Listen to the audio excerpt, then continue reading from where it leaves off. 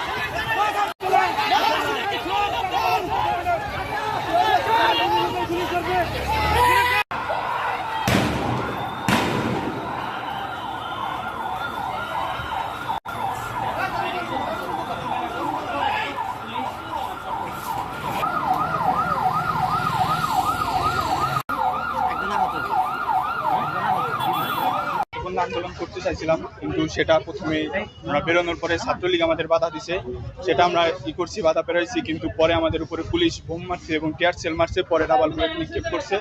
আমার পিঠে লাগছে একটা, এখানে পায়ে লাগছে একটা, আর অনেক বুলেট করছে। পুলিশ এসে ডাইরেক্ট গুলি করতে, কোনো গুলি করার অধিকার নাই, তারপরে পুলিশ গুলি করতেছে এক চাপা। ওদের আমরা অনুরোধ করতেছি গুলি করেন, আমরা তো স্টুডেন্ট, আমাদের কাছে তো কিছু নাই স্টুডেন্ট। ওরা তারপরেও কইলো তোমরা সরে যাও, তারপর এক চাপা গুলি করতেছে, বড় গাড়ির সামনে নিয়ে এক চাপা গুলি করলো, টিয়ার সেল মারলো, সব সেখানে হাতে লাগছে।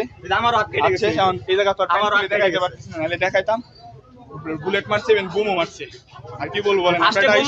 পুলিশ বোম মারে, তারা যখন শুরু করছে লাঠি চার্জ করছে, তখন আমরা হাতে অস্ত্র নিয়েছি, তাছাড়া কিছুই ছিল না, আমাদের হাতে পুরো খালি হাতে আইছি। এরকম যদি প্রশাসন হয় তাহলে আসলে বাংলাদেশে থেকে কোনো লাভ নেই, প্রশাসনের এরকম ধিক্কার জানাই।